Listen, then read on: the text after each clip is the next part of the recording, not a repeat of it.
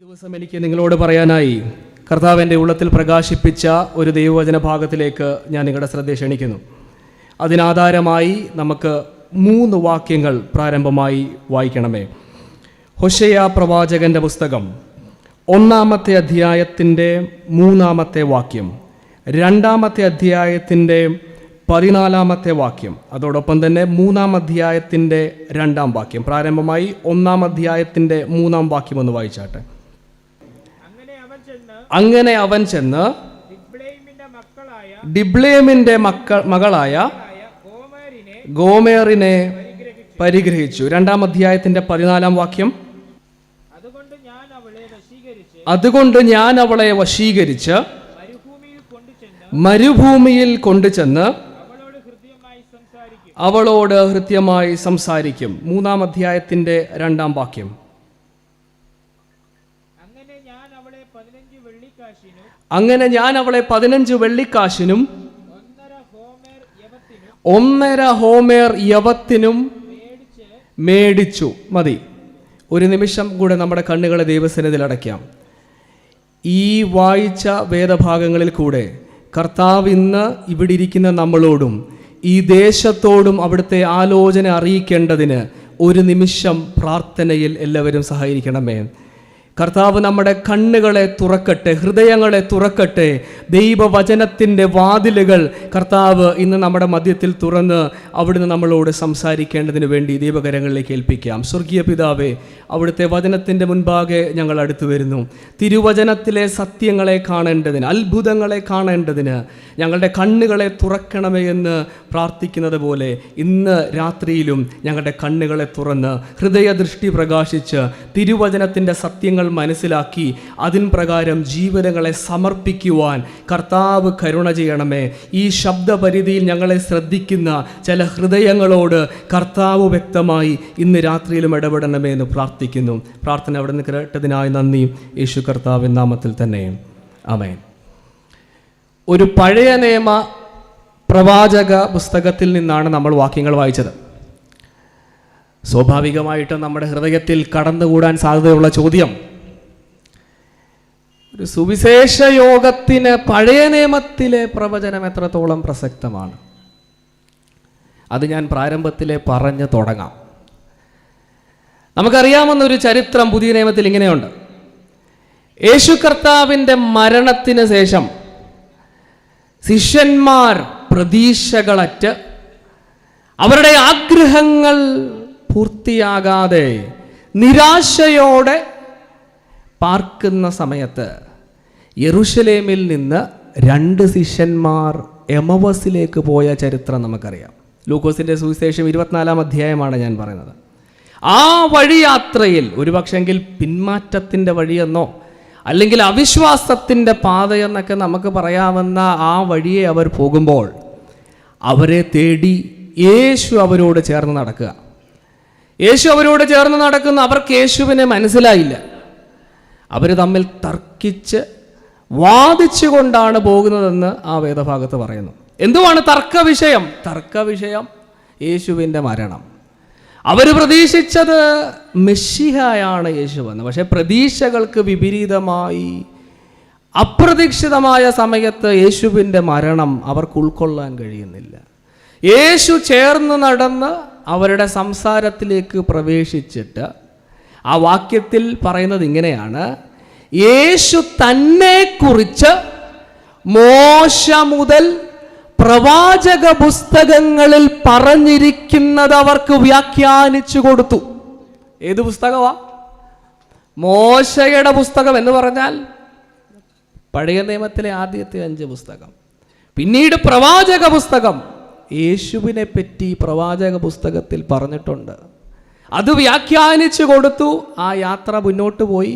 ഒടുവിൽ അവർ കർത്താവിനെ തിരിച്ചറിയുന്ന നിമിഷം കർത്താവ് അവരുടെ കണ്ണിൽ നിന്ന് അപ്രതീക്ഷിതമായി. അത് കഴിയുമ്പോൾ അവർ പറഞ്ഞ ഒരു വാക്കുണ്ട്. പോയ 2 പേര് തമ്മിൽ പറഞ്ഞത്, അവൻ വഴിയാത്രയിൽ നമ്മളോട് സംസാരിച്ചപ്പോൾ ഹൃദയം കത്തിക്കൊണ്ടിരുന്നു. പഴയ നിയമത്തിലെ പ്രവാചക പുസ്തകത്തിൽ നിന്ന് യേശുവിനെ പറ്റി യേശു എന്ന് പറഞ്ഞപ്പോൾ ഹൃദയങ്ങൾ കത്തിയതുപോലെ ഇന്ന് നമ്മൾ ഈ പ്രവചക പുസ്തകത്തിൽ നിന്ന് യേശുവിനെ പറ്റി കേൾക്കുമ്പോൾ ചില ഹൃദയങ്ങളിൽ കർത്താവിൻ്റെ പ്രവൃത്തി സംഭവിക്കട്ടെ എന്നുള്ള പ്രാർത്ഥനയോടെ നമുക്ക് ഈ വചനധ്യാനത്തിലേക്ക് പ്രവേശിക്കാം. ദൈവം ജനത്തോട് ഇടപെടുന്ന രീതികളെപ്പറ്റി വിശുദ്ധ ബൈബിൾ പല ഉപമകൾ ഉപയോഗിച്ച് പറയുന്നു. ദൈവവും മനുഷ്യനുമായിട്ടുള്ള ബന്ധത്തെ വിവരിക്കാൻ, മനസ്സിലാക്കി കൊടുക്കാൻ വിവിധ ഉദാഹരണങ്ങൾ, ഉപമകൾ.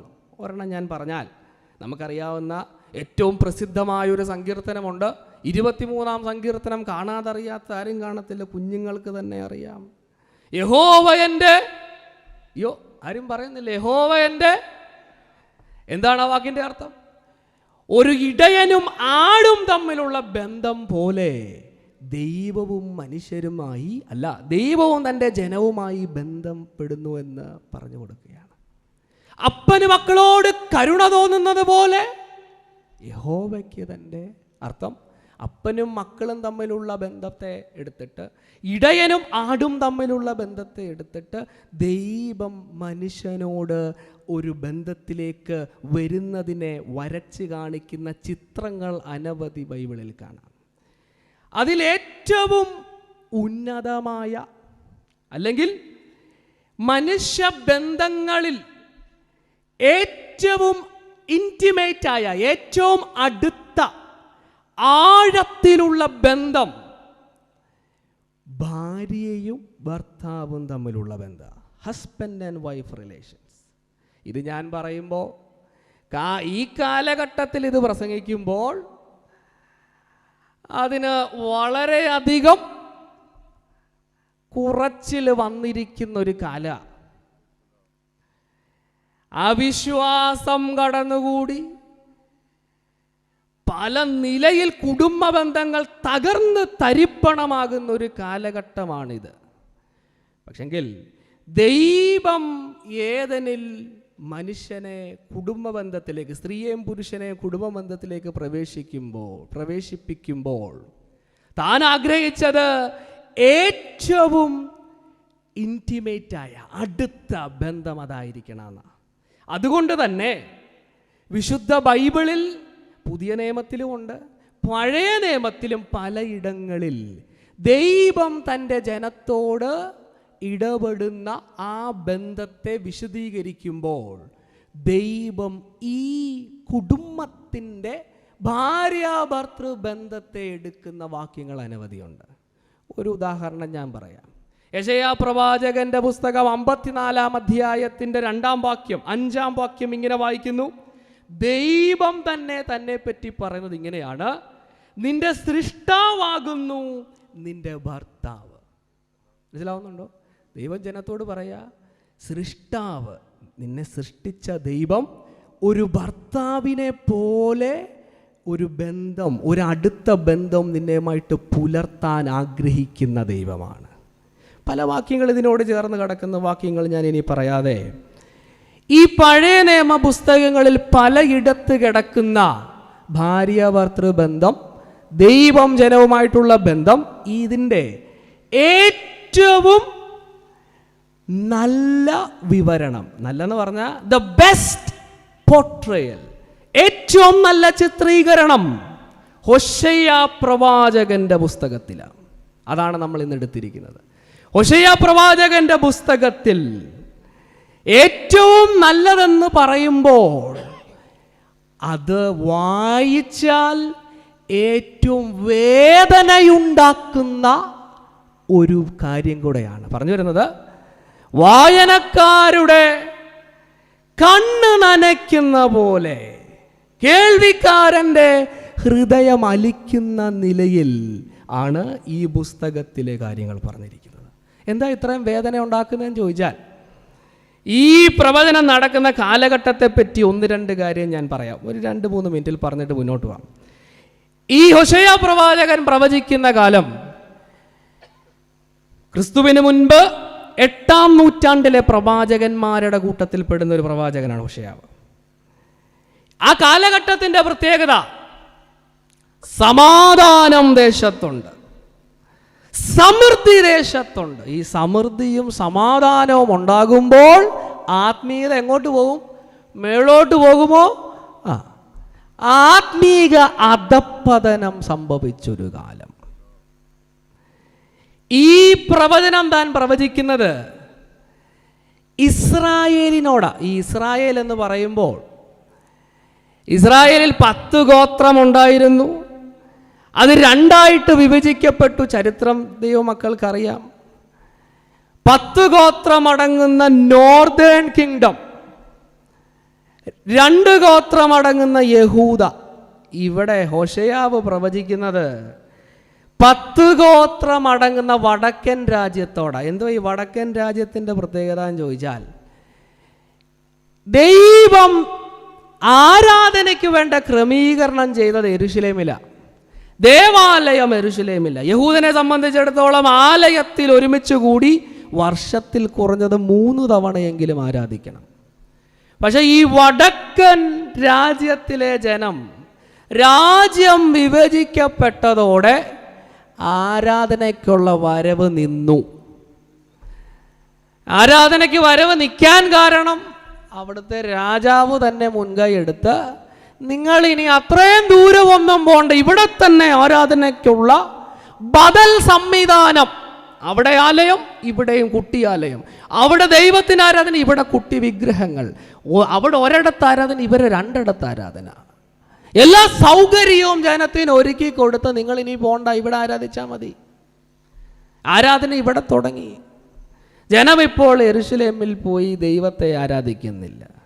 അങ്ങനെ ഇരിക്കുമ്പോഴാണ് ഇവർ പാർക്കുന്ന ചുറ്റുപാടിലുള്ള ജാതീയ രാജ്യങ്ങളിൽ, കനാന്യ ദേശത്താണ്, കനാന്യർക്ക് വേറെ ദൈവങ്ങളുണ്ട്.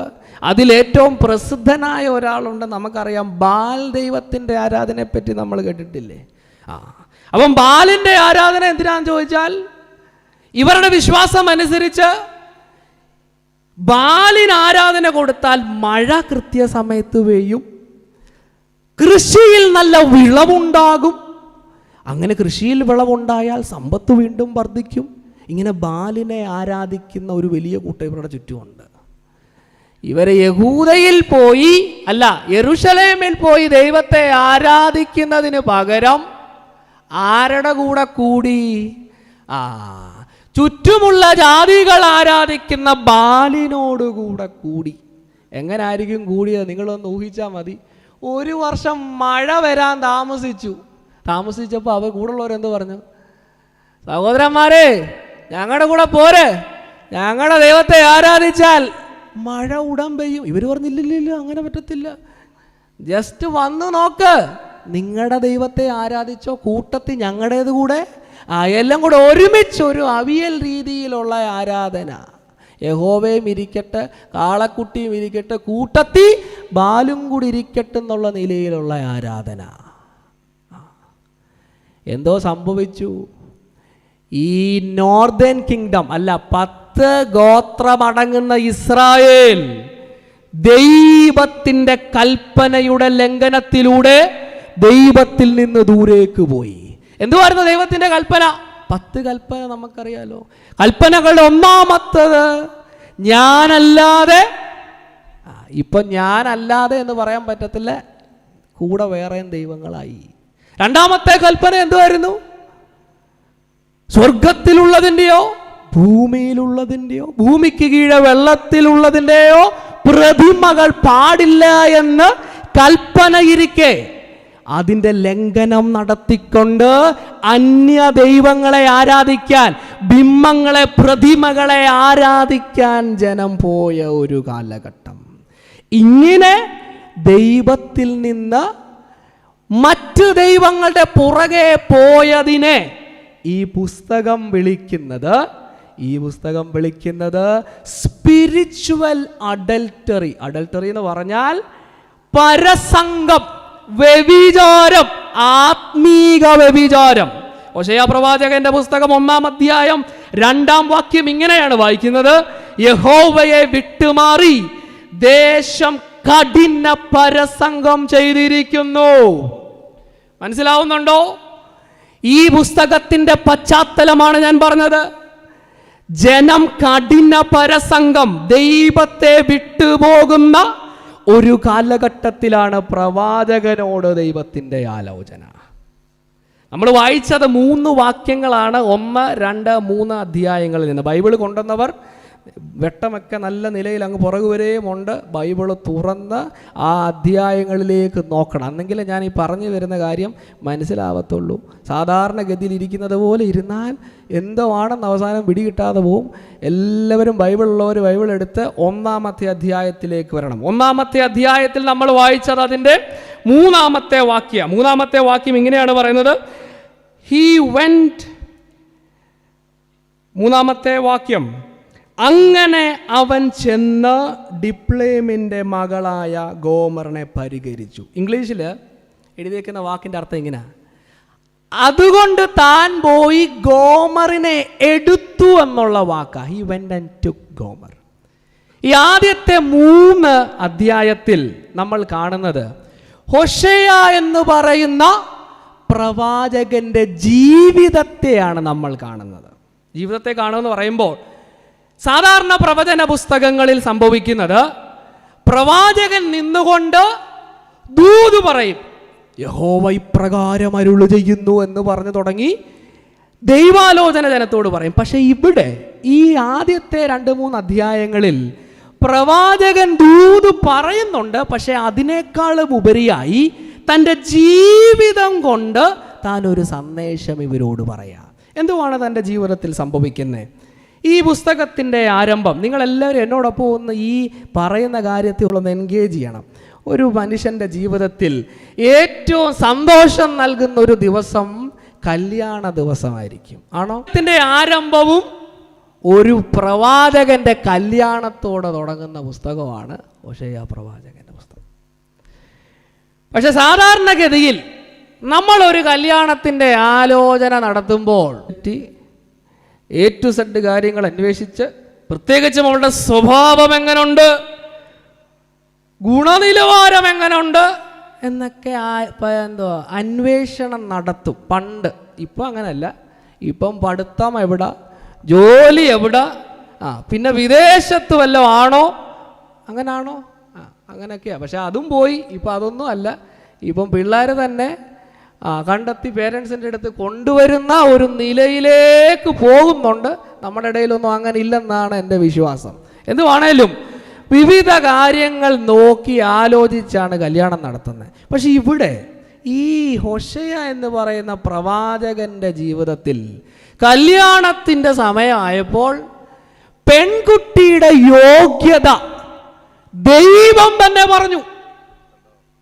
പക്ഷേ ഈ യോഗ്യത ഈ പ്രസംഗിക്കുന്ന എനിക്കോ കേൾക്കുന്ന നിങ്ങൾക്കോ ഉൾക്കൊള്ളാൻ പറ്റാത്ത ഒരു യോഗ്യതയാണ്. അത് നമ്മൾ കാണുന്നത് 1-ാമത്തെ അധ്യായത്തിൻ്റെ 2-ാമത്തെ വാക്യം. 2-ാമത്തെ വാക്യം ഒന്ന് നോക്കിക്കേ.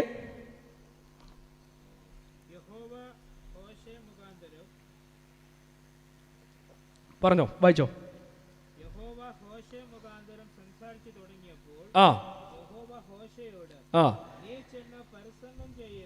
നീ ചെന്ന് പരസംഗം ചെയ്യുന്ന ഒരു ഭാര്യയെയും പരസംഗത്തിൽ ജനിച്ച മക്കളെയും എടുക്കുക. ദൈവം മോശയോട് പോയി കല്യാണം കഴിച്ചോ, ഗോ ഗെറ്റ് മാരി, പോയി കല്യാണം കഴിച്ചോ എന്ന് പറഞ്ഞിട്ട് കൂട്ടത്തിൽ പറയാണ്. കല്യാണത്തിന് ആലോചിക്കുമ്പോൾ പെൺകുട്ടി എങ്ങനായിരിക്കണം? അയ്യോ, നമുക്ക് പറയാൻ പോലും ലജ്ജ തോന്നുന്ന പോലത്തെ ഒരു സ്വഭാവമുള്ളവളായിരിക്കണമെന്നാണ് ഇവിടെ പറഞ്ഞിരിക്കുന്നത്. എൻ്റെ കുടുംബക്കാർക്കോ എൻ്റെ സഹോദരി സഹോദരന്മാർക്കൊന്നും ഉൾക്കൊള്ളാൻ പറ്റി കാണത്തില്ല. പക്ഷെങ്കിൽ പ്രവാചകൻ ദൈവാലോചന കേട്ടതുപോലെ നമ്മളിപ്പോൾ വായിച്ച 3-ാം വാക്യത്തിൽ പറയുന്നത് പോലെ ദൈവം ഇങ്ങനെ നീ പോയി ചെയ്യുക. പ്രവാചകൻ അതേപടി പോയി ചെയ്തു. അപ്പോൾ എന്തോ കഴിഞ്ഞു? പ്രവാചകൻ്റെ കല്യാണം കഴിഞ്ഞു. കല്യാണം കഴിഞ്ഞ് മുന്നോട്ട് പോകുമ്പോൾ അടുത്തത് എന്തുവാ? കല്യാണം കഴിഞ്ഞാൽ ഉടനെ പിന്നെ 2-3 മാസം തൊട്ടേ ചിലർ ചോദിച്ചു തുടങ്ങും. എന്നാലും ഒരു വർഷം കഴിഞ്ഞാൽ പിന്നെ നമ്മുടെ കൂട്ടത്തിൽ ഇരുത്താൻ സമ്മതിക്കത്തില്ല. അതേപോലെ ചോദ്യങ്ങൾ തുടങ്ങും. എന്തുവാണ്? വിശേഷം വല്ലവായോ? പ്രവാചകനും ഇതേപോലെ ഒരു വിശേഷം ഉണ്ടായി. ഒന്നാമതായിട്ട് പ്രവാചകന് നോക്കണം, അതിൻ്റെ 3-ാമത്തെ വാക്യത്തിൽ പ്രവാചകന് ഒരു മകൻ ജനിക്കുക. ഒന്ന് നോക്കിക്കേ, 1-ാം അധ്യായത്തിൻ്റെ 3-ാമത്തെ വാക്യം.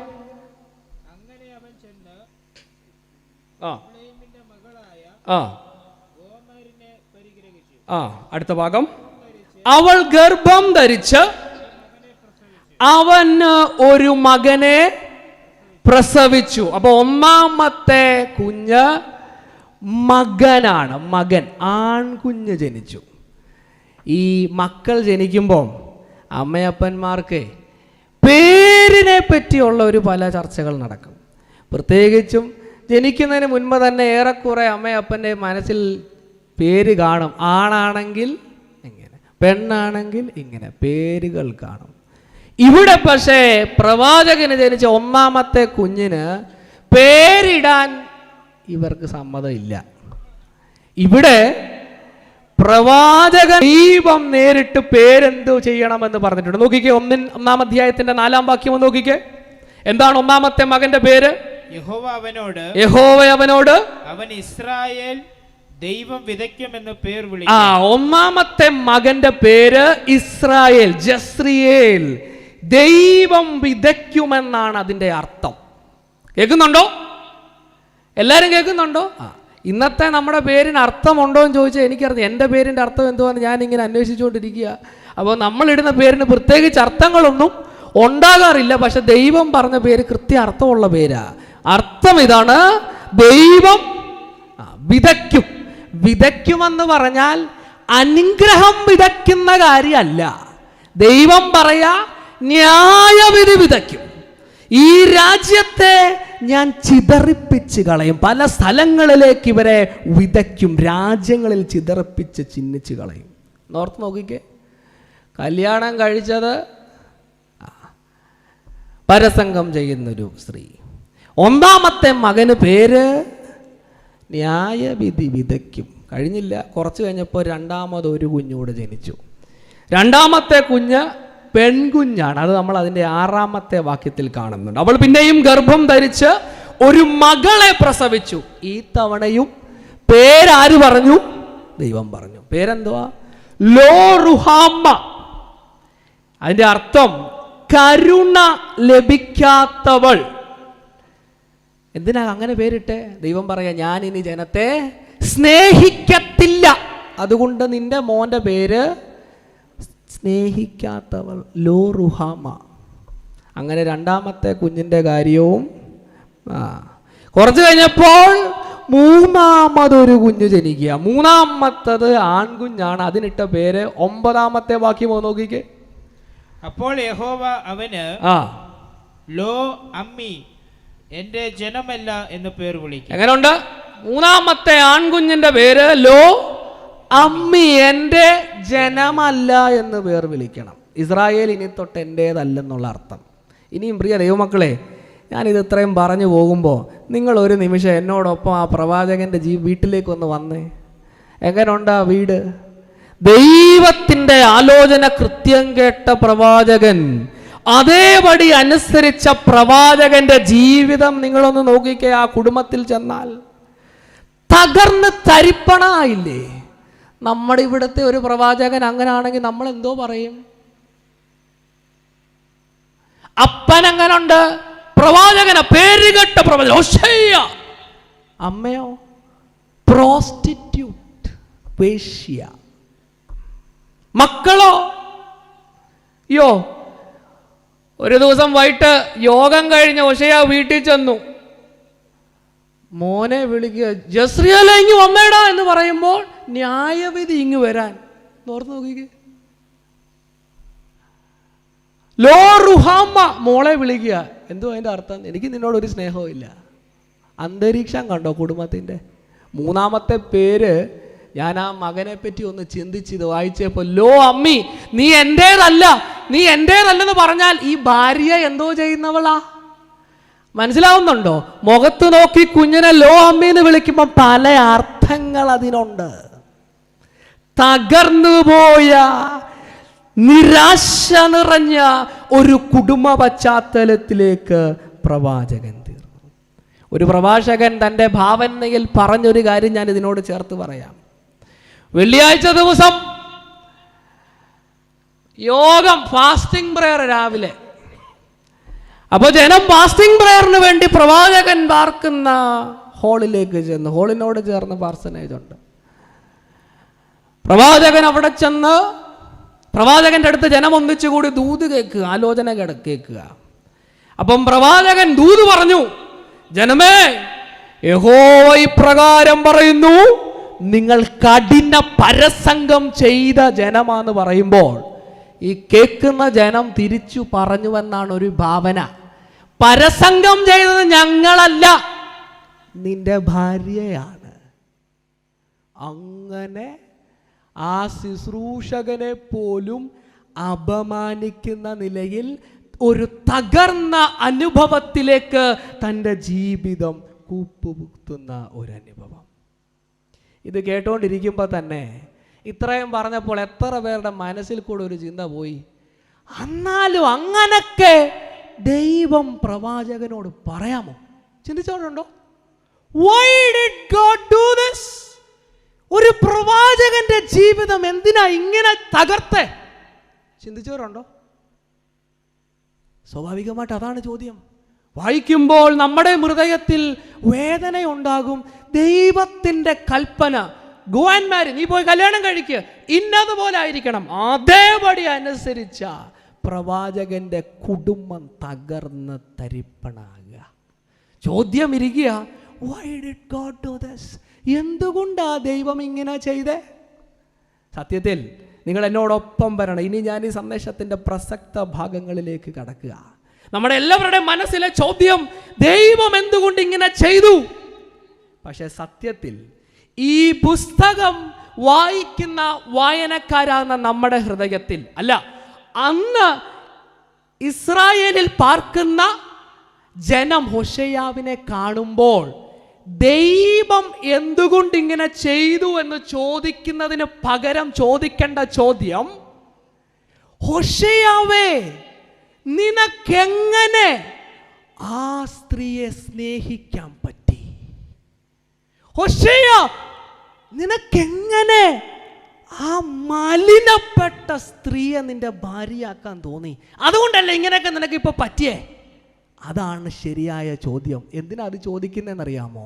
അത് ചോദിക്കുമ്പോൾ അന്നത്തെ ഇസ്രായേൽ ഹോശേയ പ്രവാചകന്റെ കുടുംബത്തിന്റെ തകർച്ച കാണുമ്പോൾ അവർ ചോദിക്കേണ്ട ചോദ്യം, ദൈവമേ, ഞങ്ങളോട് നിനക്ക് സ്നേഹമുണ്ടോ? പല ആവർത്തി ദൈവത്തിൽ നിന്ന് ദൂരെ പോയ, പരസംഗം ചെയ്ത് ബാലിന്റെ പുറകെ മഴയും എണ്ണയും നന്മയും തേടി പലതിൻ്റെ പുറകെ പോയ ഞങ്ങളോട് നിനക്ക് സ്നേഹമുണ്ടോ? ഇന്ന് ഈ യോഗത്തിലിരിക്കുന്ന, അല്ല, ഈ ശബ്ദപരിധിയിൽ കേട്ടുകൊണ്ടിരിക്കുന്ന എല്ലാവരുടെയും ഹൃദയത്തിലുണ്ടാകേണ്ട ചോദ്യം, ദൈവമേ, മനുഷ്യനോട് അങ്ങക്കെങ്ങനെ സ്നേഹിക്കാൻ തോന്നി? That is the right question. How on earth is it possible to love mankind? ഇത് പറയുമ്പോൾ ഇസ്രായേൽ മക്കൾ അവരെ കാണേണ്ടത് ആ ഗോമെറിന്റെ സ്ഥാനത്താണ്. പരസംഗം ചെയ്ത ആ സ്ത്രീയുടെ സ്ഥാനത്ത് വേണം ഇസ്രായേൽ അവരെ കാണാൻ. പ്രവാചകൻ ദൈവത്തിൻ്റെ സ്ഥാനത്ത് നിന്നുകൊണ്ട് ആ സ്ത്രീയെ സ്നേഹിക്കുക. അങ്ങനെയാണെങ്കിൽ ഇന്നിവിടെ കേട്ടുകൊണ്ടിരിക്കുന്ന നമ്മൾ ഏത് സ്ഥാനത്താ? ഞാൻ പറഞ്ഞാൽ നിങ്ങൾക്ക് ഇഷ്ടപ്പെടത്തില്ലായിരിക്കും, പക്ഷേ സകല മനുഷ്യനെ പറ്റിയും ദൈവം പുതിയ നിയമത്തിൽ പറയുന്നത് ഇത് തന്നെയാണ്. ദൈവത്തെ വിട്ട്, ദൈവത്തെ മറന്ന്, തന്നിഷ്ടപ്രകാരം തോന്നിയ വഴികളിലേക്ക് പോയ നമ്മൾ പരസംഗം ചെയ്ത് ദൈവത്തിൽ നിന്ന് ബഹുദൂരം പോയിരിക്കുന്നു എന്നാണ് വിശുദ്ധ ബൈബിൾ പറയുന്ന വിവരണം. തോട്ടത്തിൽ ദൈവത്തിൻ്റെ സന്നിധിയിൽ ദൈവം തൻ്റെ സ്വരൂപത്തിൽ സാദൃശ്യത്തിൽ സൃഷ്ടിച്ച മനുഷ്യൻ കൽപ്പനയുടെ ലംഘനത്താൽ അന്ന് ഓടി ദൂരേക്ക് പോയതാ. ദൈവം വിളിക്കുമ്പോൾ ദൈവസന്നിധിയിൽ അടുക്കാതെ ദൂരേക്ക് ഓടി മാറിയ മനുഷ്യൻ അന്ന് തൊട്ട് ബഹുദൂരം ദൈവത്തിൽ നിന്ന് പോയി. ഇവിടെ നമ്മൾ ചിന്തിക്കുന്നത് പരസംഗം എന്ന് പറയുമ്പോൾ മാരേജിനകത്ത്, കല്യാണത്തിനകത്ത്, കുടുംബജീവിതത്തിൽ എന്ന് പറഞ്ഞാൽ സ്വന്തം ഭർത്താവിനേക്കാളും കൂടുതലായി മറ്റൊരു പുരുഷനെ സ്നേഹിക്കുന്നതിനെ പറ്റിയാണ്. ഇനി ആത്മീക അർത്ഥത്തിലേക്ക് അത് കൊണ്ടുവന്നാൽ ആത്മീക പരസംഗം എന്ന് പറയുമ്പോൾ എന്തുവായിരിക്കും? ദൈവത്തെക്കാളും മറ്റെന്തിനെയെങ്കിലും സ്നേഹിച്ചാൽ അത് പരസംഗത്തിന് തുല്യ. വിഗ്രഹങ്ങൾ, അവർ ബാലിനെ ഉണ്ടാക്കി ആരാധിച്ചവരാണ് അവര്. നമ്മളില്ലല്ലോ. വി ആർ പെന്തക്കോസ്റ്റ്, ഞങ്ങൾ ഒരു വിഗ്രഹങ്ങളെ ഉണ്ടാക്കാറില്ല. പക്ഷേ ഏറ്റവും വലിയ വിഗ്രഹം, എല്ലായിടത്തും നമ്മൾ കൊണ്ടുപോകുന്ന ഒരു വിഗ്രഹമുണ്ട്. അതാരാ? നമ്മൾ തന്നെയാണ് ഏറ്റവും വലിയ വിഗ്രഹം. ആൾക്കാരേറെയില്ല നമ്മളോട് ഒന്ന് മൈൻഡ് ചെയ്തില്ല. അയ്യോ, അത് മതിയല്ലോ പിന്നെ പ്രശ്നത്തിന്. ഇപ്പം എനിക്കൊന്ന് ഇതൊക്കെ ലൈവിൽ കൂടെ പോകുന്നുണ്ട്. അപ്പോൾ ഈ സോഷ്യൽ മീഡിയയിലൊക്കെ ആണേലും ഇപ്പോൾ നമ്മുടെ യൗവനക്കാരൊക്കെ പിള്ളേർ സെറ്റൊക്കെ കുറച്ച് പേരുണ്ടല്ലോ, ഫേസ്ബുക്കിലൊക്കെ ഇപ്പോൾ എല്ലാവരും ഉണ്ട്. ആരെങ്കിലും നമുക്കെതിരെ ഒരു കമൻ്റ് ഇട്ടു, അയ്യോ പിന്നെ അത് നമുക്കുണ്ടാവുന്ന ബോധറേഷൻ, അത് പരിഹരിക്കാൻ നമ്മൾ വേറെ കുറച്ച് കമൻ്റ് കൂടി ഇട്ടാലേ. സെൽഫാണ് ഏറ്റവും കൂടുതൽ, നമ്മുടെ സെൽഫാണ് ഏറ്റവും വലിയ പ്രശ്നം. അതൊരു വിഗ്രഹമാണ്. അത് മാത്രമല്ല, മറ്റു പലതും ഇതേപോലെ വിഗ്രഹങ്ങളുണ്ട്. ചിലർക്ക് വിഗ്രഹം, ഞാനിത് ഒത്തിരി വിഗ്രഹങ്ങളെ പറ്റി പറയുന്നില്ല, ഇത് പറയുമ്പോൾ നിങ്ങൾ തന്നെ ചിന്തിച്ചാൽ മതി. ദൈവത്തിന് കൊടുത്ത സ്ഥാനം, കൊടുക്കേണ്ട സ്ഥാനം എടുത്തു കളഞ്ഞത് ഏതാ? ചിലർക്ക് ജോലിയാ. ഈ കോവിഡിന് ശേഷം ഈ വർക്ക് ഫ്രം ഹോം ഒക്കെ സജീവമായതുകൊണ്ട് പലർക്കും 24 hours വർക്കാണ്. വർക്കെന്ന് പറഞ്ഞാൽ യോഗത്തിനിരിക്കുമ്പോഴും വർക്ക് ചെയ്യുന്നവരുണ്ടെന്നാണ് ഞാൻ മനസ്സിലാക്കുന്നത്. ഇവിടെ ഇരിക്കും, പക്ഷേ നമ്മുടെ ശ്രദ്ധ ഇങ്ങനെ പല സ്ഥലങ്ങളിലേക്ക് യോഗങ്ങളിൽ കൂടെ വർക്ക് സൈറ്റിലൊക്കെ പോയി വരും ഫ്രീ ആയിട്ട്. ചിലർക്ക് മക്കളാണ്. ഇപ്പോൾ ഞാൻ രസകരമായിട്ടൊരു കാര്യം പറയും. ഇപ്പോൾ ഞാൻ സന്ദേശം പറയുന്നതിന് മുമ്പ് കർത്താവിൻ്റെ ദാസൻ പറഞ്ഞൊരു കാര്യമുണ്ട്, ആശീർവാദം കഴിയാതെ ആരും എഴുന്നേറ്റ് പോകല്ലെന്ന്. ഈ ആശീർവാദം കഴിഞ്ഞ് പോകുന്നതിൻ്റെ ഒരു കാരണം ഞാൻ മനസ്സിലാക്കിയത്, ഈ മക്കൾ നമുക്കങ്ങ് വിഗ്രഹമാകുമ്പോൾ ചിലരുടെയൊക്കെ മക്കൾ ഇപ്പോൾ വീട്ടിലായിരിക്കും. അപ്പം നമ്മുടെ മനസ്സിലൊരു ചിന്തയുണ്ട്, 9 മണിയായി, അവന് വിശക്കുന്നുണ്ടായിരിക്കും, അവൾക്ക് വിശക്കുന്നുണ്ടായിരിക്കും, ഞാൻ പെട്ടെന്ന് ചെന്നിട്ട് വേണമെന്ന് പറഞ്ഞ് നമ്മളിവിടുന്ന് ഇത് പൗതിയാകുമ്പോഴേ പോകുന്നൊരു പതിവുണ്ട്. അതെല്ലാം ഇതിൻ്റെ ഭാഗമാണ്. നമ്മളറിയാതെ ദൈവത്തിന് കൊടുക്കേണ്ട സ്ഥാനം മറ്റു പലതിനും കൊടുക്കുമ്പോൾ മനസ്സിലാക്കിക്കോണേ, ആ ജനം ചെയ്തതിന് സമമായിട്ട് നമ്മൾ തീർന്നില്ലേ? ഇത് ഞാൻ നമ്മുടെ അകത്തിരിക്കുന്നവരോട് പറയുമ്പോൾ, വിശ്വാസ സമൂഹത്തോട് പറയുമ്പം, പുറത്ത് പാർക്കുന്ന ദൈവത്തെ മറന്ന് തന്നിഷ്ടപ്രകാരം പാപത്തിനും ലോകത്തിൻ്റെയും പുറകെ ഓടുന്നവർ എത്രയോ ദൂരം ദൈവത്തിൽ നിന്ന് പോയി. അത് പരസംഗമാണെന്നല്ലേ നമ്മൾ മനസ്സിലാക്കണ്ടേ? നമ്മളിത് 1-ാം അധ്യായത്തിൽ ചിന്തിക്കേണ്ടത്, ഹോശേയ എന്ന് പറയുന്ന പ്രവാചകൻ പരസംഗം ചെയ്ത ആ സ്ത്രീയെ പോയി വിവാഹം കഴിച്ച് തൻ്റെ കുടുംബത്തിലേക്ക് ക്ഷണിക്കുന്നത്.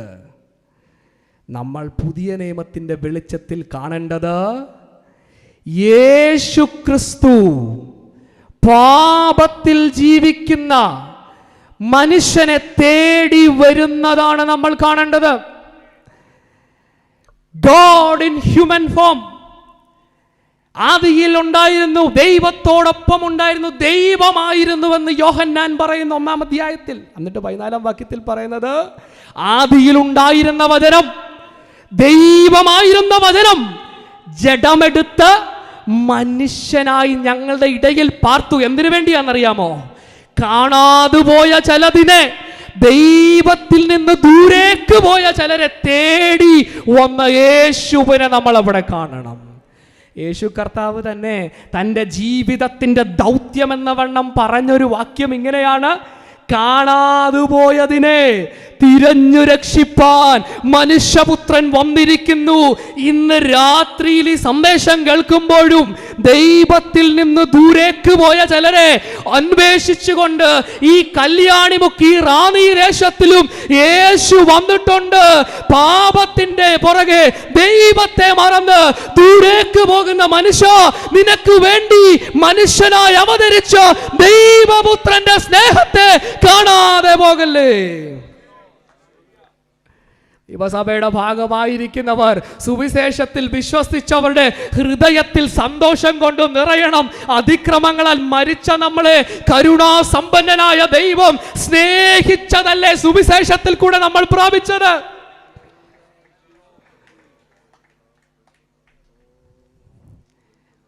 ഇവിടെ ഇരിക്കുന്ന ഞങ്ങൾക്കെല്ലാവർക്കും ഇതേ സാക്ഷ്യമാണ് പറയാനുള്ളത്. പാപത്തിന്റെ പുറകെ ജീവിച്ച് ലോകത്തിൽ നഷ്ടപ്പെട്ടു പോയ ഞങ്ങളെ തേടി വന്നൊരു ദൈവത്തിന്റെ സ്നേഹമുണ്ട്. ഈ ഉദാഹരണം നിങ്ങൾ മറക്കരുത്. ഈ സംഭവം പഴയ നിയമത്തിലെ മറക്കരുത്. സ്നേഹത്തിന് അർഹതയൊന്നുമില്ലാതിരുന്ന ആ സ്ത്രീയെ സ്വീകരിച്ച പ്രവാചകൻ. പുതിയ നിയമത്തിൽ ഇത് തന്നെയല്ലേ പറയുന്നത്? ലോകപ്രകാരം നോക്കിയാൽ ജ്ഞാനികൾ ഏറെയില്ല, ബലവാന്മാർ ഏറെയില്ല. സമൂഹത്തിൽ തള്ളപ്പെട്ട, കുടുംബത്തിൽ വെറുക്കപ്പെട്ട ആ യേശുക്രിസ്തുവിന്റെ കാലഘട്ടത്തിൽ തന്നെ മുക്കുവന്മാരും പാപികളും ചുങ്കക്കാരെയൊക്കെ യേശു ചേർത്തു പിടിച്ച് സ്നേഹത്തിന്റെ ഒരു സാമ്രാജ്യം പണിതു. അതാണ് ദൈവത്തിന്റെ സഭ. ഒന്നാം അധ്യായത്തിൽ നമ്മൾ കാണുന്നത് തേടിപ്പോകുന്ന ഹോശയ്യാവിനെ. നമ്മൾ പുതിയ നിയമത്തിന്റെ വെളിച്ചത്തിൽ അതിനെ നോക്കുമ്പോൾ കാണണം, സ്വർഗത്തിന്റെ മഹിമ വിട്ട് നമ്മളെ തേടി വന്ന യേശുക്രിസ്തുവിനെ. വളരെ പെട്ടെന്ന് നമുക്ക് മുന്നോട്ട് പോകാം. രണ്ടാമത്തെ അധ്യായത്തിലേക്ക് വരുമ്പോൾ നമ്മൾ അതിൻ്റെ 14-ാമത്തെ വാക്യമാണ് വായിച്ചതെങ്കിലും 14-ാം വാക്യത്തിലേക്ക് വരുന്നതിന് മുന്നേ ഈ 2-ാം അധ്യായത്തിൻ്റെ 2 മുതൽ 13 വരെയുള്ള വാക്യങ്ങളിൽ ഇങ്ങനെ പരസംഗം ചെയ്ത ജനത്തോടുള്ള, അല്ലെങ്കിൽ ഗോമെറിന്റെ മേൽ വരണ്ട, പരസംഗം ചെയ്ത് പ്രവാചകനെ വിട്ടുപോയ ഈ സ്ത്രീയുടെ മേൽ വരണ്ട ന്യായവിധിയുടെ വിവരണമാണ്. Punishment for unfaithfulness. ഞാൻ പറഞ്ഞത് നിങ്ങൾ ശ്രദ്ധിക്കണം. ഗോമർ പരസംഗം ചെയ്തു, ഇസ്രായേൽ പരസംഗം ചെയ്തു. ഇന്ന് നമ്മളിത് ധ്യാനിക്കുമ്പോൾ സകല മനുഷ്യരും ദൈവത്തിൽ നിന്ന് പോയി. അങ്ങനെയാണെങ്കിൽ 2-ാം അധ്യായത്തിൽ പറയുന്ന ന്യായവിധി നമ്മുടെ മേലും വരേണ്ടതാ. അവരുടെ മേലും വരണമായിരുന്നു, നമ്മുടെ മേലും വരണം. ഇത് എന്തുവായിരുന്നു ആ ന്യായവിധി എന്ന് നമുക്ക് പെട്ടെന്ന് നോക്കാം. നോക്കിക്കേ, 2-ാം അധ്യായത്തിൻ്റെ 3-ാമത്തെ വാക്യം എല്ലാവരും ഒന്ന് നോക്കണം. 2-ന്റെ 3-ാം വാക്യം ഒന്ന് വായിച്ചാട്ടെ. അല്ലെങ്കിൽ ഞാൻ അവളെ വസ്ത്രമഴിച്ച് നഗ്നയാക്കി ജനിച്ച ദിവസത്തിലെ പോലെ നിർത്തുകയും. ഒന്നാമതായിട്ട് പറയാണ്, ഇങ്ങനെ വരസംഗം ചെയ്ത സ്ത്രീയെ വസ്ത്രമഴിച്ച് നഗ്നയാക്കി ജനിച്ച ദിവസം പോലെ നിർത്തും, ലജ്ജാകരമാക്കുമെന്നാണ് പറയുന്നത്. പബ്ലിക് ഹ്യൂമിലിയേഷൻ, പരസ്യമായിട്ട് നിന്നേൽപ്പിക്കും. ബാക്കി അവളെ മരുഭൂമിയും വരണ്ട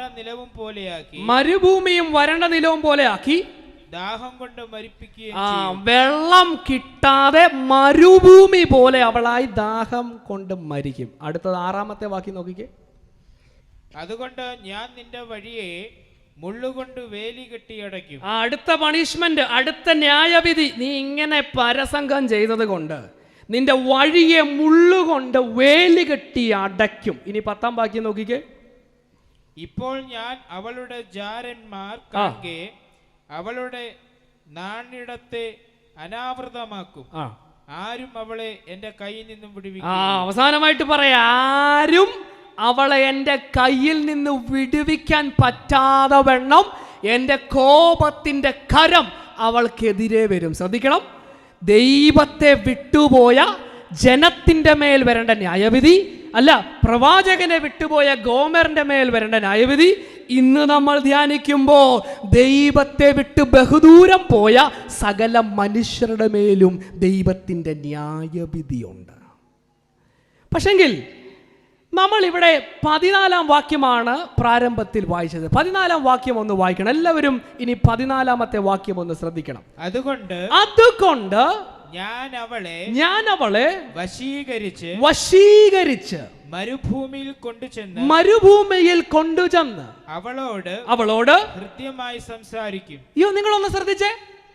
1-ാമത്തെ അധ്യായത്തിൽ പരസംഗം ചെയ്ത ഗോമറിനെ 2-ാമത്തെ അധ്യായത്തിന്റെ ആദ്യ ഭാഗങ്ങളിൽ ന്യായവിധി കേൾപ്പിക്കും, കഠിനമായ ശിക്ഷ കേൾപ്പിക്കുമെന്ന് പറഞ്ഞ ഈ ഗോമറിനെ അല്ലെങ്കിൽ ഇസ്രായേലിനെ 14-ാം വാക്യത്തിലേക്ക് വരുമ്പോൾ പറയാ, ഇനിയിപ്പോൾ ഞാൻ എന്തോ ചെയ്യും? നിങ്ങൾ പറഞ്ഞ കാര്യം മനസ്സിലാവുന്നുണ്ടോ? ഇതുവരെ പറഞ്ഞത് അവളെ ഞാൻ നഗ്നമാക്കും, അവളെ ഞാൻ കൈവിടും, ദാഹം കൊണ്ട് അവൾ മരിക്കും. പക്ഷെ 14-ാം വാക്യത്തിൽ ദൈവത്തിൻ്റെ കൃപ അവിടെ കാണണം. അവളെ ഞാൻ വശീകരിക്കും, ഐ വിൽ ഡ്രോ ഹർ, എന്നിലേക്ക് ഞാൻ ആകർഷിക്കും. മരുഭൂമിയിൽ കൊണ്ടുപോയി കൃത്യമായി ഹാർട്ട് ടു ഹാർട്ട് ഞങ്ങൾ രണ്ടുപേരും മാത്രം സംസാരിക്കുന്ന ഒരു രീതിയിലേക്ക് യഥാസ്ഥാനപ്പെടുത്തുമെന്ന് പറയാം. ചോദ്യം, അപ്പോൾ അവൾ ചെയ്ത പരസംഗം എന്തോ പറ്റി? അവിശ്വസ്തത കാണിച്ചവളെ ശിക്ഷിക്കുമെന്ന് ദൈവം പറഞ്ഞല്ലേ? അപ്പൊ ആ ശിക്ഷ എവിടെ പോയി? ദൈവം വെറുതെ വിട്ടോ? ദൈവം നീതിമാനാണ്. നീതിമാനായ ദൈവത്തിന് പാപത്തെ ശിക്ഷിക്കാതിരിക്കുന്നത് സാധ്യമല്ല. പാപം ചെയ്തിട്ടുണ്ടെങ്കിൽ, അവിശ്വസ്തത ചെയ്തിട്ടുണ്ടെങ്കിൽ ദൈവത്തിൻ്റെ ന്യായവിധി ഉറപ്പാണ്, അതിന് മാറ്റമില്ല. അത് ദൈവത്തിൻ്റെ നീതി വ്യവസ്ഥ അങ്ങനെയാണ്. പക്ഷെങ്കിൽ ഇവിടെ 2-ന്റെ 14-ാമത്തെ വാക്യത്തിൽ ദൈവം ആകർഷിക്കുമെന്ന് പറയുമ്പോൾ ഇന്ന് പുതിയ നിയമത്തിൻ്റെ വെളിച്ചത്തിൽ നിന്നുകൊണ്ട് നമ്മൾ ആ 2-ാം വാക്യത്തെ വായിക്കുമ്പോൾ ക്രൂശിൽ യാഗമായ യേശുവിനെ നമ്മൾ കാണണം. 2-ാം അധ്യായത്തിന്റെ 3-ാം വാക്യത്തിൽ പറഞ്ഞത് ഞാൻ അവളെ നഗ്നയാക്കുമെന്നല്ലേ? പക്ഷെ കരുണയുള്ള സ്നേഹസമ്പന്നനായ ദൈവം തൻ്റെ മണവാട്ടിയെ അല്ല, മനുഷ്യരെ അല്ല, ഗോമറിനെ നഗ്നയാക്കാതെ ദൈവം തൻ്റെ പുത്രനെ നമുക്ക് പകരമായി കാൽവരിയിൽ നഗ്നനായി തൂക്കിയത് നമ്മൾ കണ്ടില്ലേ? ഇന്നേക്ക് 2000 വർഷത്തിന്റെ പുറകിൽ ഞാൻ നിന്ദിക്കപ്പെടേണ്ട, ഞാൻ മരിക്കേണ്ട സ്ഥാനത്ത് അവൻ നഗ്നനായി തൂങ്ങി. വഴിയെ പോകുന്നവർ മുഖം മറച്ചു എന്ന് പറയുന്നതിന്റെ കാരണം എന്താ? അവനെ നോക്കാൻ പോലും കഴിയാതെ അവൻ നഗ്നനായിരുന്നു. 2-ാം അധ്യായത്തിന്റെ 3-ാം വാക്യത്തിൽ തുടർന്നും പറഞ്ഞത് ഞാൻ അവളെ മരുഭൂമി പോലെ വെള്ളമില്ലാതെ അവൾ മരിക്കും. ക്രൂശിൽ കിടന്ന യേശു കർത്താവിൻ്റെ മൊഴികളിൽ ഒന്ന് ഓർമ്മയുണ്ടോ? എനിക്ക് ദാഹിക്കുന്നുവെന്ന്. മനസ്സിലാവുന്നുണ്ടോ? സ്നേഹമുള്ള പിതാവ്, സ്നേഹമുള്ള ദൈവം അവിടുത്തെ ജനത്തെ അല്ല, എന്നെ, നിങ്ങളെ നാശത്തിനേൽപ്പിച്ചു കൊടുക്കാതെ ഒരു പകരക്കാരനെ കണ്ടു. അത് എനിക്ക് പകരം 2000 വർഷത്തിന്റെ മുറകിൽ കാൽവരിയിൽ തൂങ്ങിയ, കാൽവരിയിൽ മരണം വരിച്ച, ദാഹം കൊണ്ട് ഒരിറ്റു വെള്ളത്തിന് വേണ്ടി നിലവിളിച്ച യേശുവിനെ ഈ ദേശം ഇന്ന് കാണണം. 2-ാം അധ്യായത്തിന്റെ 10-ാം വാക്യത്തിൽ പറഞ്ഞ അവൾ പരസംഗം ചെയ്ത് അവിടെ വഴി ഞാൻ അടയ്ക്കും. എങ്ങനെ അടയ്ക്കും? മുള്ളുകൊണ്ട് വേലി കെട്ടി അടയ്ക്കും. പുതിയ നിയമത്തിൽ എന്തോ സംഭവിച്ചേ? യേശുവിൻ്റെ ക്രൂശിൽ തറയ്ക്കുന്നതിന് മുന്നേ യേശുവിനെ അടിക്കാൻ അകത്ത് കൊണ്ടുപോയി പടയാളികൾ അടിക്കുന്നതിൻ്റെ കൂട്ടത്തിൽ ചെയ്തൊരു കാര്യമുണ്ട്. മുള്ളുകൊണ്ടുള്ളൊരു കിരീടമുണ്ടാക്കി. അവിടെ വഴി അടയ്ക്കുമെന്നാ പറഞ്ഞിരുന്നേ, വഴി അടയ്ക്കുമെന്നാ പറഞ്ഞേ. പക്ഷേ ദൈവം ചെയ്തത് എന്തുവാണെന്നറിയാമോ? ഒരു പകരക്കാരനെ നിർത്തിയിട്ട് മുള്ളുകൊണ്ടുള്ള ഒരു കിരീടമുണ്ടാക്കി തലയിൽ വെച്ച് അടിച്ചിറക്കി, എനിക്ക് പകരം, നിങ്ങൾക്ക് പകരം നിങ്ങളുടെ മേൽ വരണ്ട, ഈ ദേശത്തിലെ പ്രിയപ്പെട്ടവരുടെ മേൽ വരണ്ട, എന്റെ മേൽ വരണ്ട, ദൈവത്തിന്റെ കോപത്തെ നീക്കാൻ പകരമായ യേശുവിനെ കാണുക. ദൈവത്തിൻ്റെ ക്രോധത്തിൻ്റെ കരങ്ങളിൽ, എൻ്റെ കരത്തിൽ നിന്ന് ആർക്കും വിടുവിക്കാൻ കഴിയാതെ വണ്ണം ഞാൻ അവളെ നശിപ്പിക്കുമെന്ന് പറയുമ്പോൾ, കാൽവറിയിൽ ദൈവപുത്രൻ നിന്ന് നിലവിളിക്കുന്ന ദർശനം ഈ ദേശക്കാർ കേൾക്കുക, കാണുക. എൻ്റെ ദൈവമേ, എൻ്റെ ദൈവമേ, അവിടുന്ന് എന്നെ കൈവിട്ടതെന്തെന്ന് നിലവിളിക്കുമ്പോൾ, ആ ദൈവപുത്രൻ ദൈവത്തിൻ്റെ കോപത്തിൻ്റെ കീഴിലൂടെ കടന്നുപോയതാണെന്ന് ദൈവമക്കൾ, ഈ ദേശത്തിലുള്ള പ്രിയപ്പെട്ടവർ തിരിച്ചറിയുക. എന്നെ കേൾക്കുന്ന ഈ ശബ്ദപരിധിക്കുള്ളിൽ എന്നെ ശ്രദ്ധിക്കുന്ന എല്ലാവരും മനസ്സിലാക്കുക, 1-ാം അധ്യായത്തിൽ എന്നെ തേടി വന്ന രക്ഷകനാണെങ്കിൽ, 2-ാം അധ്യായത്തിൽ എനിക്ക് പകരക്കാരനായി നിന്ന് എന്നെ ആകർഷിക്കുന്ന, മരുഭൂമിയിലേക്ക് വശീകരിക്കുന്ന ദൈവപുത്രന്റെ യാഗമരണത്തെ ദൈവമക്കൾ, ഈ ശബ്ദത്തിലുള്ളവരെല്ലാവരും കേൾക്കുക. യേശു തന്നെ പറഞ്ഞൊരു പ്രയോഗമുണ്ട്. യേശു തൻ്റെ ഐഹിക ജീവിതത്തിൽ താൻ മരണത്തിന് തൊട്ടു മുൻപ് പറഞ്ഞ ഒരു വാക്യം ഞാനിവിടെ ഉദ്ധരിക്കാം. ഇതിനോട് ചേർന്ന് കിടക്കുന്നത്, യേശു മരണത്തിലേക്ക് നടക്കുന്നതിന് മുന്നേ പറഞ്ഞത്, ഞാനോ ഭൂമിയിൽ നിന്ന് ഉയർത്തപ്പെട്ടാൽ എല്ലാവരെയും എങ്കലേക്ക് ആകർഷിക്കും. കാണുന്നുണ്ടോ? വശീകരിക്കുമെന്ന് പഴയ നിയമത്തിൽ പറഞ്ഞതുപോലെ യേശു പറയുക, ഉയർത്തപ്പെട്ടാൽ ഞാൻ ആകർഷിക്കും. യേശു എവിടെ ഉയർത്തപ്പെട്ടത്? 2000 വർഷത്തിന്റെ പുറകിൽ കാൽവറി കുന്നിന്റെ മേൽ യേശു ഉയർത്തപ്പെട്ടു. ഉയർത്തപ്പെട്ട് കഴിഞ്ഞാൽ സകല മനുഷ്യരെയും ആകർഷിക്കുമെന്ന് യേശു പറഞ്ഞെങ്കിൽ, ഇന്ന് രാത്രി അല്ല, ഈ ദിവസങ്ങളിലെ കൺവെൻഷനുകളിൽ ഈ ദേശത്ത് ക്രൂശിക്കപ്പെട്ട യേശുവിനെ ഉയർത്തുമ്പോൾ ഈ ദേശത്തിൽ നിന്ന് ചിലരെ കൂടെ ആകർഷിക്കാൻ ദൈവത്തിന് പദ്ധതിയുണ്ടെന്നുള്ള കാര്യം തിരിച്ചറിയുക. പ്രിയ ദൈവജനമേ, എന്റെ ശബ്ദം കേൾക്കുന്നവരെ, യേശു നിങ്ങൾക്ക് വേണ്ടിയാ മരിച്ചത്, നിങ്ങൾക്ക് പകരമാണ് മരിച്ചത്. നിങ്ങളുടെ മേൽ, എന്റെ മേൽ വരേണ്ട ശിക്ഷയാണ് അവൻ ഏറ്റെടുത്തത്. നമ്മൾ പാടുന്നൊരു പാട്ടുണ്ട്, കാൽവറി ക്രൂശിൽ നിന്നും ഒഴുകി വരുന്ന ദൈവത്തിൻ്റെ സ്നേഹത്തിൻ്റെ പൂർണ്ണത, അത് ഒഴുകി ഒഴുകി ഒഴുകി ഇന്ന് നമ്മുടെ അടുകിലേക്ക് വരിക. ഇനിയും മറുത്തു നിൽക്കാതെ, ഇനിയും ദൈവത്തെ മറന്ന് ജീവിക്കാതെ, എനിക്ക് പകരം മരിച്ച യേശുവിന് വേണ്ടി ജീവിക്കാൻ ഉള്ള സമർപ്പണത്തിലേക്ക് എൻ്റെ കേൾവിക്കാർ വരുമോ? യേശുവിൻ്റെ ഈ മരണത്തിൽ അതെൻ്റെ പകരമായി എൻ്റെ സ്ഥാനമെടുത്താണ് യേശു മരിച്ചതെന്ന് ഞാൻ പറഞ്ഞു. ആ ശിക്ഷാവിധി മാറുമ്പോൾ തന്നെ യേശുവിൽ വിശ്വസിച്ചപ്പോൾ സംഭവിച്ച മറ്റൊരു കാര്യം കൂടെയുണ്ട്. 2-ാം അധ്യായത്തിൻ്റെ 19-ാമത്തെ വാക്യം ഒന്ന് നോക്കിക്കേ. 2-ാം അധ്യായത്തിൻ്റെ 19-ാം വാക്യം. ഞാൻ നിന്നെ സദാകാലത്തേക്കും എനിക്ക് വിവാഹത്തിന് നിശ്ചയിക്കും. അതെ, നീതിയോടും ന്യായത്തോടും ദയയോടും കരുണയോടും കൂടെ നിന്നെ എനിക്ക് വിവാഹത്തിന് നിശ്ചയിക്കും. കേട്ടോ, ഞാൻ വശീകരിച്ച് മരുഭൂമിയിൽ കൊണ്ടുപോകും. അത് സാധ്യമായത് യേശുവിൻ്റെ മരണത്താലാണ്. പക്ഷെ മരണത്താൽ സാധ്യമായ അടുത്തൊരു കാര്യം അവിടെ എഴുതിയിരിക്കുക, ഞാൻ നിന്നെ സദാകാലത്തേക്കും എനിക്ക് വിവാഹത്തിന് നിശ്ചയിക്കും. യേശുവിൻ്റെ ക്രൂശു മരണത്തിൽ വിശ്വസിക്കുന്നവരെ ശുദ്ധീകരിച്ചുകൊണ്ട് മണവാട്ടിയായി യേശുവിൻ്റെ വകയാക്കി തീർക്കുക. പക്ഷേ അതിൻ്റെ അടുത്ത ഭാഗത്ത് പറഞ്ഞേക്ക് നിങ്ങൾ എല്ലാവരും ഒന്ന് ശ്രദ്ധിക്കണം. അതെ, നീതിയോടും ന്യായത്തോടും ദയയോടും കരുണയോടും കൂടെ നിന്നെ എനിക്ക് വിവാഹത്തിന് നിശ്ചയിക്കും. എന്തോ അവിടെ കാണേണ്ടതെന്നറിയാമോ? യേശുവിൽ ഞാൻ വിശ്വസിച്ചപ്പോൾ എൻ്റെ ശിക്ഷ യേശു ഏറ്റെടുക്കുക മാത്രമല്ല, അവൻ്റെ നീതിയുടെ വസ്ത്രം കൊണ്ട് എന്നെ പൊതിഞ്ഞു. കണ്ടോ ആ വാക്യം? നീതിയോടെ എന്നെ നിശ്ചയിക്കുമെന്ന് പറഞ്ഞാൽ, ഞാൻ ഉടുത്തിരുന്ന പാപത്തിൻ്റെ മലിനപ്പെട്ട വസ്ത്രം മാറ്റിയിട്ട് ദൈവപുത്രൻ പാപമില്ലാത്ത പരിശുദ്ധനായ യേശുവിൻ്റെ നീതിയുടെ വസ്ത്രത്താൽ എന്നെ ഉടുപ്പിക്കും. പുതിയ നിയമത്തിൽ വളരെ പ്രസിദ്ധമായ ഒരു വാക്യം ഇങ്ങനെയാണ്: പാപമറിയാത്തവനെ നാം അവനിൽ ദൈവത്തിന്റെ നീതിയാകേണ്ടതിന് അവൻ നമുക്ക് വേണ്ടി പാപമാക്കി ദൈവത്തിന്റെ നീതി നമ്മളായി. എങ്ങനെ? യേശുവിൻ്റെ പകരമായിട്ടുള്ള മരണത്താൽ.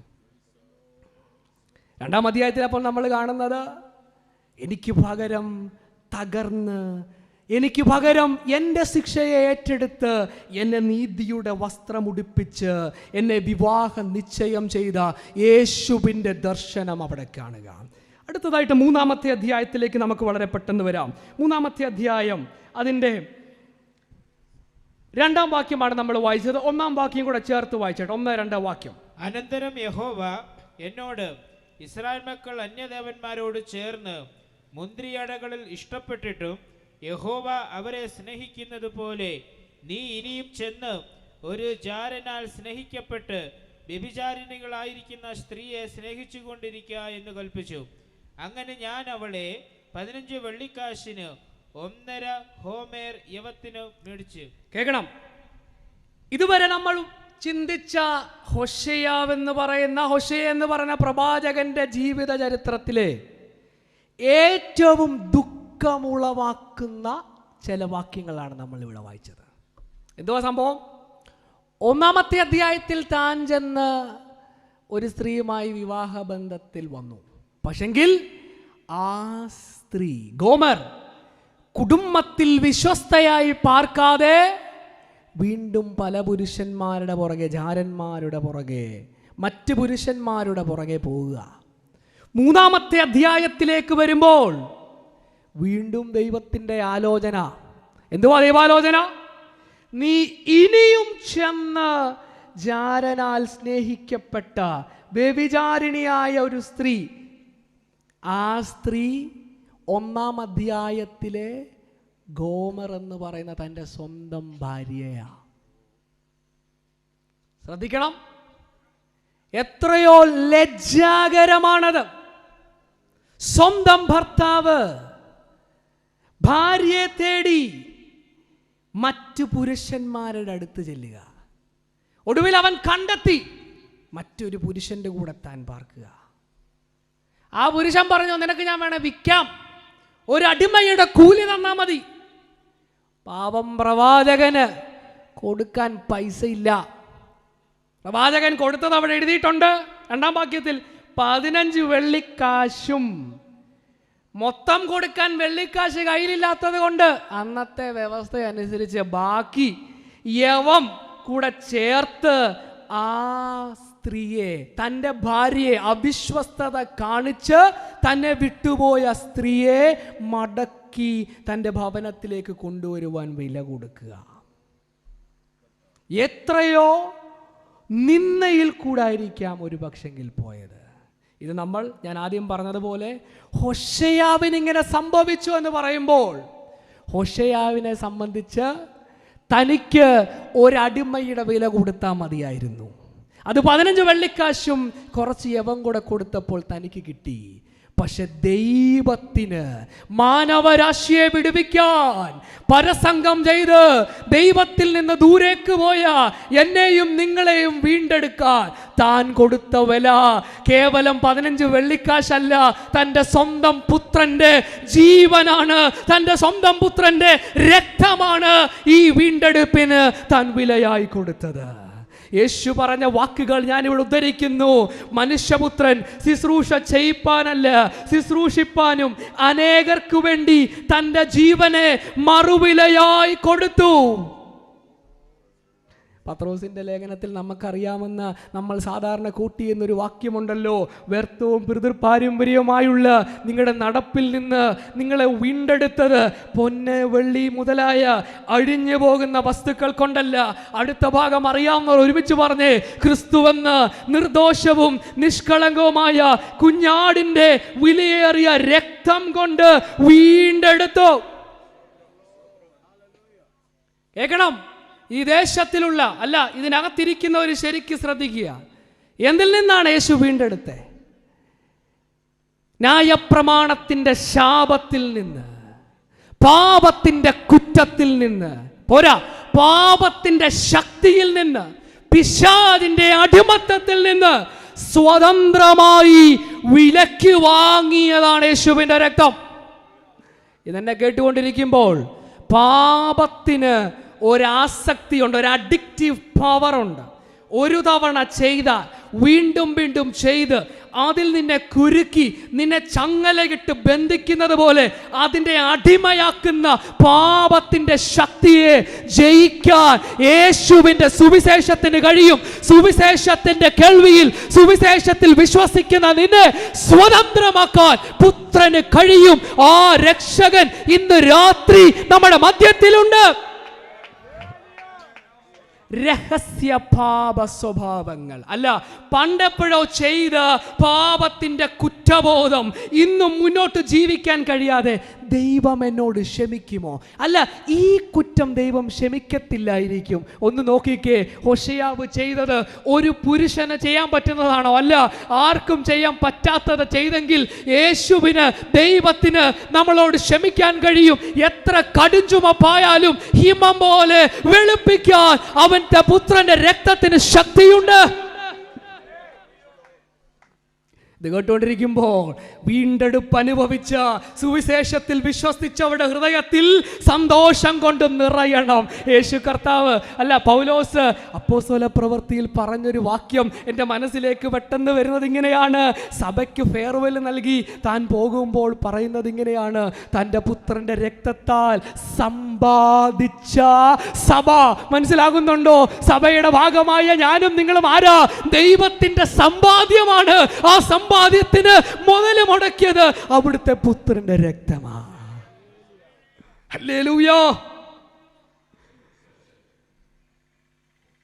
എൻ്റെ സമയം അവസാനിക്കുകയാണ്. ഞാൻ ഈ സന്ദേശത്തിൻ്റെ അവസാനത്തിലേക്ക് വരുമ്പോൾ, ഈ ദേശത്തിൽ എന്നെ കേൾക്കുന്ന ഇതുവരെയും സുവിശേഷത്തിൽ വിശ്വസിക്കാത്ത ആരെങ്കിലും ഉണ്ടെങ്കിൽ, the ultimate picture of a loving husband, സ്നേഹസമ്പന്നനായ ദൈവത്തിൻ്റെ ഒരു ചിത്രീകരണം നമുക്കിവിടെ കാണാം. എന്നെ തേടി വന്ന ദൈവം, എന്നെ തേടി വന്ന് എന്നെ രക്ഷിക്കാൻ കഴിയാതിരിക്കുമ്പോൾ എനിക്ക് പകരം എൻ്റെ മേൽ വരേണ്ട ശിക്ഷ ഏറ്റെടുത്ത ദൈവപുത്രൻ എന്നെ പിടിച്ചു മുറുക്കി അന്ധകാരത്തിൻ്റെ പിശാചിൻ്റെ ചങ്ങലയിലിട്ട് പാപത്തിൽ എന്നെ ഇരുത്തിക്കളഞ്ഞ സാത്താന്യ ചങ്ങലയെ അറുത്തുകളയാൻ ശക്തിയുള്ള യേശു ഇന്ന് രാത്രി നിങ്ങളെ ക്ഷണിക്കുക. എങ്ങോട്ടാ വിളിക്കുന്നതെന്നറിയാമോ? 2-ാം അധ്യായത്തിൽ നമ്മൾ വായിച്ചത് മറക്കരുത്. ഒരു ഉടമ്പടിയിലേക്ക് വിളിക്കുക, ഒരു വിവാഹ നിശ്ചയത്തിലേക്ക് വിളിക്കുകയാ. ശുദ്ധീകരിച്ച് പാപത്തിൻ്റെ കറകളെല്ലാം മാറ്റി ഒരു കന്യകയായി യേശുവിൻ്റെ സഭയുടെ, അല്ല, മണവാട്ടിയുടെ ഭാഗമാകാനുള്ള ആഹ്വാനം. ഒരു വാക്യം കൂടെ ഞാൻ ഈ ഹോശേയ പുസ്തകത്തിൽ നിന്ന് കാണിച്ചിട്ട് എൻ്റെ വാക്കുകൾ അവസാനിപ്പിക്കാം. നോക്കണമേ, 3-ാമത്തെ അധ്യായത്തിൻ്റെ 3-ാം വാക്യം ഒന്ന് നോക്കണം. അത് ദൈവസഭയിലുള്ളവരും ശ്രദ്ധിക്കുക. 3-ാമത്തെ അധ്യായത്തിൻ്റെ 3-ാം വാക്യം. അവളോട് നീ ബഹുകാലം അടങ്ങിപ്പാർക്കണം. കേൾക്കണം. വില കൊടുത്ത് വീട്ടിൽ കൊണ്ടുവന്നതിന് ശേഷം ഗോമറിനോട് പറയുന്ന വാക്കാണ്. വായിച്ചോ. നീ ബഹുകാലം അടങ്ങിപ്പാർക്കണം. പരസംഗം ചെയ്യുകയോ മറ്റൊരു പുരുഷന് പരിഗ്രഹിക്കുകയോ അരുത്. ഞാനും അങ്ങനെ തന്നെ ചെയ്യും. ഇന്ന് ഇവിടെ ഇരിക്കുന്ന എല്ലാവരും കേൾക്കുക. വില മുടക്കി യാഗമായി അവസാനം പറയുന്ന ആ വാക്കുകൾ ഇനിയും ബഹുകാലം എന്തോ ചെയ്യണം? അടങ്ങിപ്പാർക്കണം. പറഞ്ഞു വരുന്നത്, യേശുവിൽ വിശ്വസിച്ച നമുക്ക് ഏക സ്നേഹം, അൺഡിവൈഡഡ് ഡിവോഷൻ, മറ്റൊന്നിനും കൊടുക്കാത്ത. നമ്മൾ സാധാരണ പാടുന്നൊരു പാട്ടുണ്ട്, എൻ്റെ സ്നേഹം ഒരു തവണ കൂടെ ഇന്നിവിടെ യേശുവിൽ വിശ്വസിച്ച നമ്മൾ സമർപ്പിക്കപ്പെടണം. എന്തിനാണെന്നറിയാമോ? യേശു പറഞ്ഞത് ഇത് തന്നെയാണ്. ഇനിയും അധികം താമസമില്ല, നമ്മളുടെ അരുമ മണവാളൻ നമ്മളെ സ്വീകരിക്കാൻ വരും. അത് വിശുദ്ധരായി തനിക്ക് വേണ്ടി കാത്തു നിൽക്കുന്നവരുടെ രക്ഷയ്ക്കാണ്. പൗലോസ് അപ്പോസ്തലൻ സഭകളെ പറ്റി തൻ്റെ ഉള്ളിൽ ഭാരം വന്നപ്പോൾ താൻ പറഞ്ഞൊരു വാക്കിങ്ങനെയാണ്: സർപ്പം ഹവ്വായെ ഉപായത്താൽ ചതിച്ചതുപോലെ നിങ്ങളുടെ മനസ്സിനെയും ക്രിസ്തുവിനോടുള്ള ഏകാഗ്രതയിൽ നിന്ന്, നിർമ്മലതയിൽ നിന്ന് വിട്ടു വഷളായി പോകുമോ എന്ന് പേടിക്കുന്നു. ലോകത്തിൻ്റെ പാപത്തിൻ്റെ പ്രലോഭനങ്ങൾ വരുമ്പോൾ ദൈവത്തിൻ്റെ സ്നേഹത്തിൽ നിന്ന് ഒരു ശകലം പോലും, ഇച്ചിര പോലും പിറകോട്ട് മാറാതെ ക്രിസ്തുവിന് വേണ്ടി ജീവിക്കാൻ സമർപ്പിക്കുന്നവർ ഈ കൂട്ടത്തിലുണ്ടോ? ക്രിസ്തുവിൻ്റെ മണവാട്ടിയെങ്കിൽ വ്യത്യസ്തരായി ജീവിക്കണം, വിശുദ്ധരായി ജീവിക്കണം, നിർമ്മലനായി ജീവിക്കണം. ഞാൻ എൻ്റെ വാക്കുകൾ ഇവിടെ അവസാനിപ്പിക്കുമ്പോൾ പല വാക്യങ്ങൾ ഇതിനോട് ചേർന്ന് കിടക്കുന്നത് പുതിയ നിയമത്തിലുമുണ്ട്. എഫെസ്യ ലേഖനം നമുക്കറിയാവുന്ന ചില വാക്യം ഞാനിവിടെ പറയുന്നു. അവൻ അവളെ വചനത്തോടുകൂടിയ ജലസ്ഥാനത്താൽ വെടിപ്പാക്കി വിശുദ്ധീകരിക്കേണ്ടതിനും കറ, ചുളുക്കം മുതലായതൊന്നുമില്ലാതെ, അടുത്ത ഭാഗം എല്ലാവരും ശ്രദ്ധിക്കുക, സഭയെ വിശുദ്ധവും നിഷ്കളങ്കവുമായി തനിക്ക് തന്നെ തേജസ്സോടെ മുൻനിർത്തേണ്ടതിന് തന്നെത്താൻ അവൾക്ക് വേണ്ടി ഏൽപ്പിച്ചു കൊടുത്തു. യേശു എന്തിനാ കാൽവരിയിൽ യാഗമായത്? ഒരു നാൾ വിശുദ്ധരായി നമ്മളെ പിതാവിൻ്റെ മുമ്പിൽ നിർത്തുന്ന ഒരു നാളുണ്ട്. വെളിപ്പാട് പുസ്തകം അവസാനത്തെ പുസ്തകത്തിലേക്ക് വരുമ്പോൾ ഇതേ ആശയം കാണാം. നാം സന്തോഷിച്ചുല്ലസിക്കുക, അവന് മഹത്വം കൊടുക്കുക. കുഞ്ഞാടിന്റെ കല്യാണം വന്നുവല്ലോ, തൻ്റെ കാന്തയും തന്നെത്താൻ ഒരുക്കിയിരിക്കുന്നു. ഒരുങ്ങി കാത്തിരിക്കുന്നവരെ ചേർക്കാൻ കർത്താവ് വേഗം വരും. കർത്താവ് താൻ ഗംഭീരനാദത്തോടും പ്രധാന ദൂതന്റെ ശബ്ദത്തോടും ദൈവത്തിന്റെ കാഹളത്തോടും കൂടെ സ്വർഗത്തിൽ നിന്ന് ഇറങ്ങി വരികയും ക്രിസ്തുവിൽ മരിച്ചവർ മുമ്പേ ഉയർക്കും. പിന്നെ ജീവനോടെ ശേഷിക്കുന്ന നാം അവരോടൊപ്പം രൂപാന്തരപ്പെട്ട് മേഘങ്ങളിൽ എടുക്കപ്പെടും. അടുത്ത ഭാഗം ഇങ്ങനെ നമ്മൾ എപ്പോഴും നമ്മുടെ മണവാളനായിരിക്കുന്ന ക്രിസ്തുവിനോടൊപ്പമായിരിക്കും. ഒരു നിമിഷം നമുക്ക് ദൈവസന്നിധിയിൽ എഴുന്നേറ്റ് നിൽക്കാം. ഗായക സംഘം മുന്നോട്ട് കടന്നു വന്നാൽ കുഞ്ഞാട്ടിൻ കല്യാണ മഹൽ ദിനത്തിൽ നിന്നുള്ള പാട്ട് നമുക്കിവിടെ പ്രത്യാശയുടെ ഒരു ഗാനം പാടാം. ഇന്ന് നമ്മൾ ചിന്തിച്ച ദൈവവചന ഭാഗം ഇങ്ങനെയാണ്: ഈ ശബ്ദപരിധിക്കുള്ളിൽ അല്ല, ഇതിൻ്റെ അകത്ത് തന്നെ എൻ്റെ ജീവിതം തകർന്നു പോയി, ഇനി എന്നെ സ്നേഹിക്കാൻ ആരുമില്ല, എനിക്കിനി ഒരു വീണ്ടെടുപ്പില്ല, ഒരു തിരിച്ചുവരവില്ല, ഞാൻ ഒത്തിരി ദൂരെ പോയി എന്നൊക്കെ ചിന്തിക്കുന്ന ആരെങ്കിലും ഉണ്ടെങ്കിൽ നിങ്ങളെ തേടി വന്നൊരു രക്ഷകനുണ്ട്. ഇന്നത്തെ സന്ദേശം നിങ്ങൾക്ക് വേണ്ടി മാത്രമാണ്. ജീവിതത്തിൽ പാപം കൊണ്ട് അല്ല, കുറ്റബോധം കൊണ്ട് മുന്നോട്ടൊരു ചുവട് വെക്കാൻ കഴിയാതെ ദൈവസന്നിധിക്ക് പോലും അടുക്കാൻ കഴിയാതിരിക്കുന്ന നിങ്ങൾക്ക് പാപത്തിന്റെ പ്രലോഭനങ്ങളെ വിട്ട് അതിന്റെ ചങ്ങലയെ ഭേദിക്കാൻ യേശുവിന് കരുത്ത് നൽകാൻ കഴിയും. യേശുവിൽ വിശ്വസിക്കുന്ന നിങ്ങൾക്ക് സ്വാതന്ത്ര്യം പ്രാപിക്കാൻ കഴിയും. ഈ പാട്ടിന്റെ വരികൾ ഒരുമിച്ച് പാടുമ്പോൾ വീണ്ടെടുപ്പ് പ്രാപിച്ച ദൈവജനം കണ്ണുകളെ അടച്ച്, കരങ്ങളെ അടച്ച്, പ്രത്യാശ ഹൃദയങ്ങളിൽ വരട്ടെ. നമ്മളെ ചേർക്കാൻ നമ്മുടെ അരുമ മണവാളൻ വരാനുള്ള ദിവസം ആസന്നമായിരിക്കുന്നു. കർത്താവ് നമ്മളെ ഒരുമിച്ച് അനുഗ്രഹിക്കട്ടെ.